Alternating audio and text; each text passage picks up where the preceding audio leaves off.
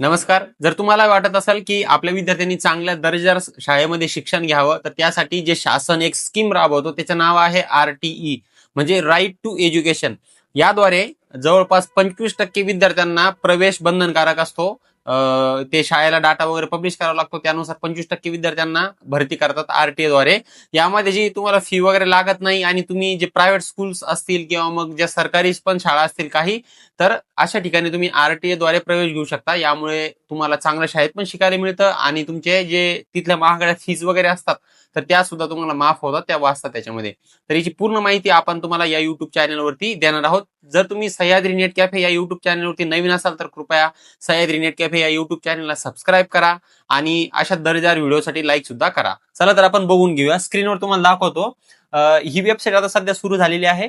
या वेबसाईटवरती तुम्हाला दिसत असेल या ठिकाणी ऍडमिन स्कूल लॉग इन आहे.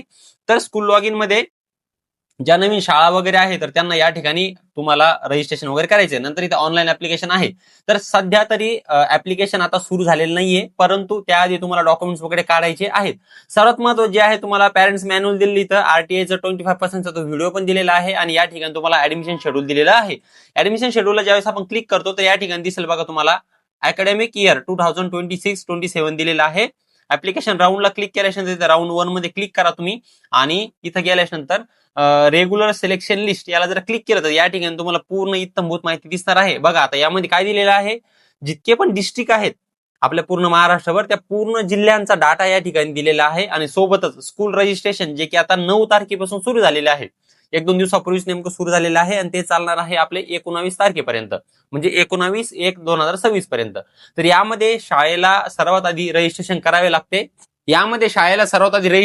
लागते. कारण की शाळेला जो त्यांचा डाटा आहे, विद्यार्थ्यांची संख्या वगैरे आहे, तो डाटा पब्लिश करायचा असतो की आमच्याकडे एवढे एवढे व्हॅकन्सीज आहे, इतके इतके विद्यार्थी आहेत, त्यानुसार आपल्याला त्या व्हॅकन्सी गव्हर्नमेंट भरतं RTE द्वारे. तर त्यामुळे या ठिकाणी दिलेलं आहे पूर्ण जिल्ह्याची लिस्ट दिलेली आहे, सर्व जिल्हे महाराष्ट्रामध्ये त्यामध्ये. आणि त्यामध्ये दिले बघा तुम्हाला 9 तारखेपासून सुरू झालेला आहे आणि 19 तारखेपर्यंत शाळेला त्यांचा जो डाटा आहे तो सरकारपर्यंत पोहोचवायचा आहे, ऑनलाईन करायचा आहे.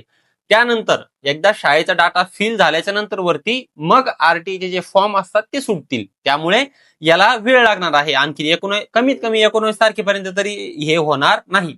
कदाचित जर 19 तारखेपर्यंत पूर्ण शाळेचं जे ऑनलाईन डाटा आहे जर तो फिल झाला नाही तर कदाचित त्यांना आणखीन दिवस वाढवून देण्यात येतील. त्यामुळं परत 10-5 दिवस किंवा एखादा हप्ता आणखीन लांब होऊ शकतो. त्यामुळे हे शाळेचे ऍडमिशन, शाळेचे जे विद्यार्थ्यांचं रजिस्ट्रेशन आहे, जे ते पोर्टलला वगैरे त्यांचा डाटा टाकल्याच्या नंतर मगच आपल्या सर्वसामान्य लोकांना त्यामध्ये RTEचा आपल्याला फॉर्म भरता येणार आहे. तत्पूर्वी तुम्हाला सर्वात महत्वाचं आहे की तुम्हाला काय करायचे आहे, तुम्हाला जे डॉक्युमेंट्स आहे ते पूर्ण डॉक्युमेंट तुम्हाला या ठिकाणी काढून ठेवायचे आहे. त्यामध्ये सर्वात आधी जन्मतारखेचा पुरावा विद्यार्थ्याचा तो असला पाहिजे, तो असणं गरजेचं आहे. त्यानंतर ओळखीचा पुरावा, त्यानंतर रहिवासी पुरावा, जातीचा दाखला जर तुम्ही कास्टमध्ये वगैरे येत असाल तर, किंवा उत्पन्नाचा दाखला, तुम्हाला इत्यादी डॉक्युमेंट्स हे महत्वाचे आहेत, हे काढून ठेवणं गरजेचं आहे. सर्वात महत्वाचं, ज्या दिवशी फॉर्म भरायचा आहे, सपोज आपल्याला 20 तारखेपासून फॉर्म सुरू झाले तर तुमचे सर्व डॉक्युमेंट हे 20 तारखेच्या आतमधील असणं बंधनकारक आहे. जर तुम्ही त्यानंतरचे जर डॉक्युमेंट्स वगैरे जर काढत असाल तर कदाचित तो तुमचा फॉर्म ग्राह्य धरणार नाही, ते डॉक्युमेंट तुमचे बाद होतील. त्यामुळं तुम्ही लवकरात लवकर, ज्या पालकांना वाटते की आपल्या विद्यार्थ्याला RTE द्वारे प्रवेश मिळाला पाहिजे, तर तुम्ही लवकरात लवकर सर्व डॉक्युमेंट्स वगैरे काढून ठेवा. यानंतरची जी पूर्ण इन्फॉर्मेशन आहे किंवा फॉर्म वगैरे कसा भरायचा याची सगळी माहिती मी आपल्या सह्याद्री नेट कॅफेच्या युट्यूब चॅनलवरती टाकणार आहे. त्यामुळे तुम्ही आपल्या सह्याद्री नेट कॅफे ह्या युट्यूब चॅनलला नक्की सबस्क्राईब करा आणि हा व्हिडिओ आपल्या सर्व पालकांसोबत नक्की शेअर करा, म्हणजे त्यांना डॉक्युमेंटची माहिती वगैरे आणि या सगळ्या गोष्टी यामध्ये मिळून जातील. धन्यवाद.